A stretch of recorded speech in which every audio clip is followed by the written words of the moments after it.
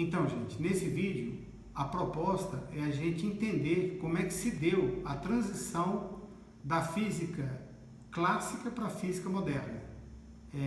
Em que a física clássica falhou para então surgir a física moderna. Em que momento a física clássica não é mais suficiente para explicar satisfatoriamente fenômenos da natureza. E, a partir disso, como é que surge a necessidade de se desenvolver uma nova física, a que hoje chamamos de física moderna? Em 1894, para a gente ter uma ideia, Albert Michelson teria dito em uma de suas conferências que na física nada mais teríamos para descobrir, a menos de promover correções na casa de milésimos nas medidas de alguns experimentos.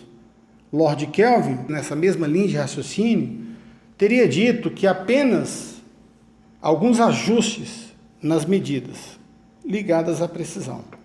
Ocorre que duas nuvens negras no início do século XX ou final do século XIX pairam sobre a mecânica newtoniana. Uma delas é quando juntamos, para explicar um fenômeno, mecânica de Newton e eletromagnetismo de Maxwell. E a outra, quando juntamos termodinâmica clássica e o mesmo eletromagnetismo. Vamos falar do primeiro caso, que é quando a gente junta a mecânica de Newton e o eletromagnetismo. Ora, a velocidade de uma onda é medida em relação ao meio onde ela se propaga. Para a luz, isso deveria valer. A velocidade da luz, ela deveria ser medida em relação a uma essência que nós, ou a física, chamou de éter, ou éter luminífero, em alusão clara à luz. Isso não se encaixa na teoria de Galileu, dado que não conseguimos distinguir dois referenciais inerciais. No caso da luz, esse princípio não se aplica. À época, as pessoas, em analogia ao ar, chamavam o vento de vento do éter. Em 1889, Michelson e Morley, dois físicos, Morley também com formação em química, medem diferenças na velocidade da luz em diferentes direções e com alta precisão. E qual é a surpresa? Eles não encontram diferenças nessas medidas. E aí qual é o problema que a gente vê, se você mede a velocidade de propagação do som no ar numa direção favorável ao vento, essa medida é diferente se você a faz contra o vento. No caso do experimento do Michelson e do Morley, eles não encontraram essas diferenças, o que sugeriu ou que implicou a queda da ideia do éter. Então, um experimento muito importante do ponto de vista do avanço da ciência, esse experimento do Michelson e Morley. Vamos discutir quando a gente junta termodinâmica clássica e eletromagnetismo de Maxwell. Quando pegamos e estudamos a radiação do corpo negro, nós esboçamos a distribuição de frequências que ele emite. Essa distribuição de frequência ela depende da temperatura. Significa o quê? Pela temperatura é possível a gente descobrir qual radiação que o corpo emite.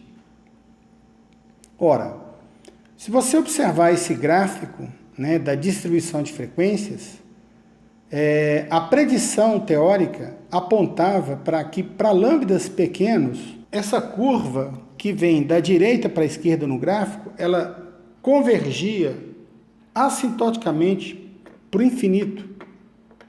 E quando você faz essas medidas observadas e coloca no gráfico, você tem esse aspecto do gráfico que vocês estão vendo aí. Ora, alguma coisa na predição teórica não funcionava. E esse fenômeno, essa discordância entre a predição teórica e o que foi observado, como essa inconsistência se dava ou se deu na banda de comprimento de onda do ultravioleta, isso ficou chamado aqui na física de catástrofe do ultravioleta. Então, essas duas nuvens que a gente acabou de comentar viram tempestade e cada nuvem dá origem a uma nova teoria. A primeira origina a relatividade de Einstein e a segunda, a mecânica quântica, também chamada de mecânica ondulatória. Nos próximos vídeos, nós vamos tratar de cada uma delas, claro, fazendo a transposição didática aqui para o nível médio de ensino, né? Nos ateremos à primeira nuvem negra, ou a primeira teoria, que é a relatividade especial de Albert Einstein. Olha que bacana.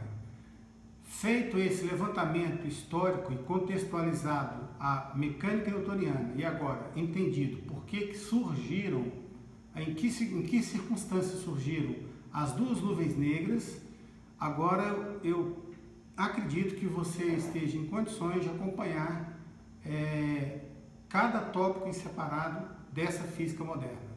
Iniciaremos com a mecânica relativística restrita ou especial de Albert Einstein no próximo vídeo. Até lá!